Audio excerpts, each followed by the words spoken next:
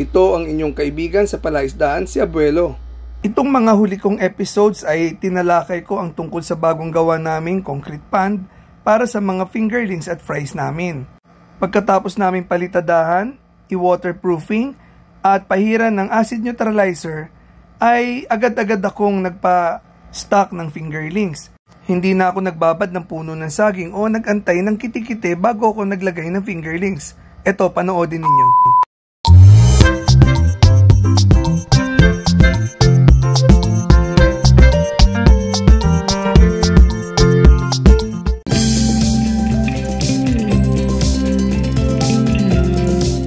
Bago natin ipagpatuloy ang ating pagtalakay, gusto ko munang ipakita sa inyo ang aming grow out. Alam nyo mga subscribers and viewers, naubusan kami ng grow out kagaya ng naikwento ko na sa inyo. Kaya ito sa June 15, available na ito yung mga pangluto at pangkain na. Hito Grow Out. Tawagan nyo lang kami 0931-908-6968. Ang kainaman sa aming Hito Grow Out, pure feeds lang ang kinakain ng aming mga hito. Kaya napakasarap, lumaki sa malinis na tubig, kaya napakalinamnam.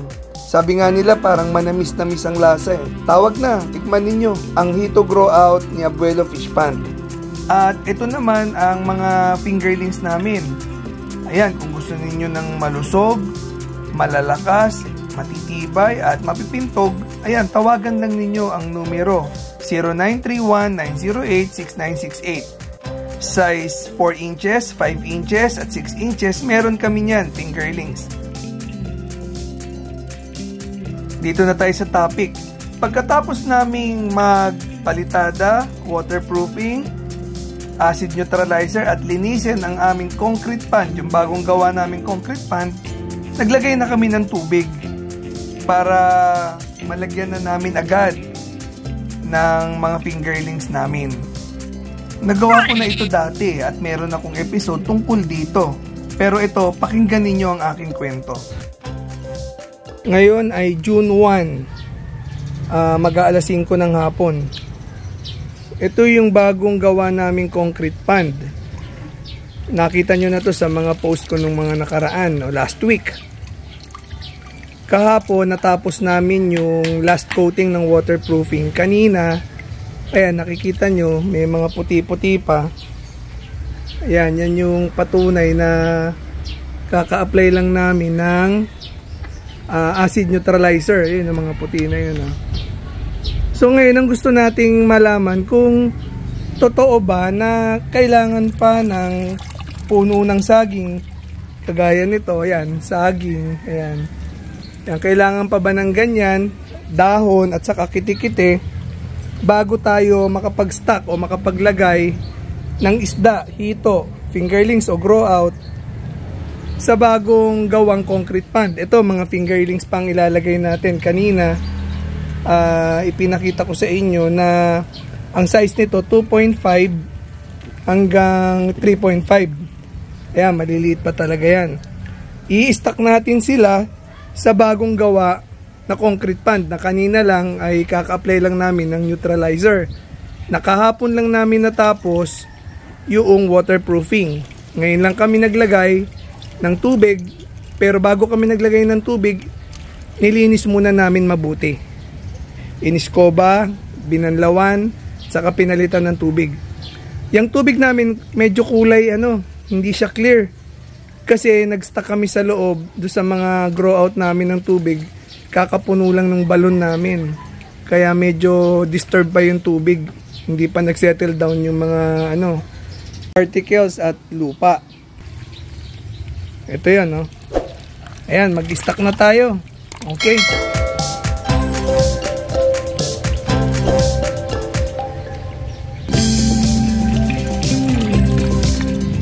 Tignan natin bukas kung mamamatay sila. Ganun talaga. Siyempre, nag-R&D, Research and Development. Tignan natin kung hindi sila pwede sa ganitong tubig. Ayan. Bago yan. Bago tong concrete pond. Hindi pa nga tapos eh. Ayan. Mga ilan ba yan? 400 siguro. 300 to 400 pieces.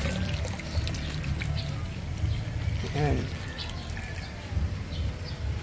Tignan natin kung mamamatay sila bukas. Kung hindi talaga pwede, ay mamamatay. Pero kung pwede, syempre mabubuhay. Ayan, abangan natin. Bibigyan ko kayo ng update kung anong nangyari sa kanila.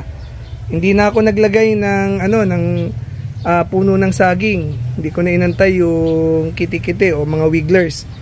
Basta pagkalinis ko ng concrete pan na bagong gawa, nag-stock na ako agad ng mga fingerlings. 2.5 to 3.5 ang size. Abangan natin.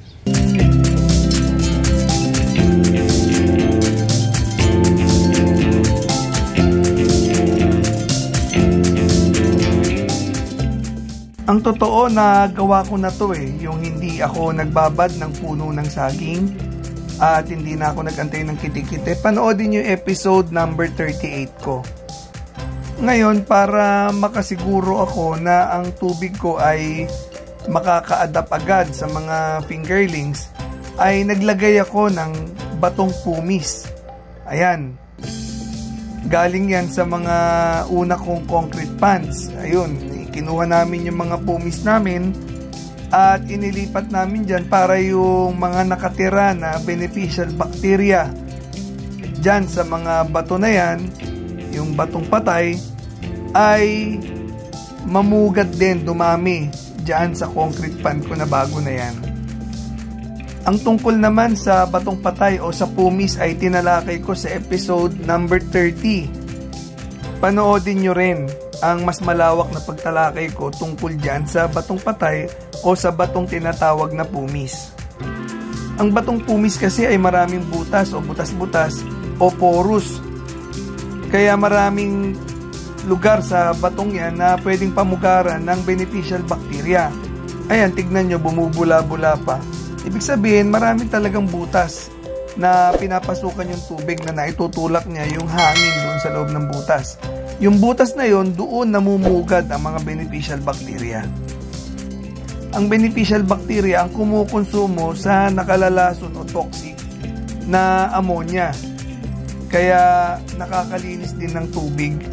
Hindi siya mabilis ma-pollute. Ang tungkol naman sa ammonia ay tinalakay ko sa episode number 16 ko. Panoodin din ninyo yung mga viewers and subscribers. Alam ko malaki ang maitutulong sa inyo ng mga episodes na ito sa pag-aalaga ninyo ng hito sa concrete pan. Sa susunod na episode ko ay babalitaan ko kayo ng tungkol sa mga fingerlings na in-stock ko sa bagong-bagong concrete pan na hindi na ako gumagamit o nagbabad ng puno ng saging. Ano sa palagay ninyo? Nabuhay kaya o namatay ang mga fingerlings na hindi na ako nagantay ng kiti-kiti?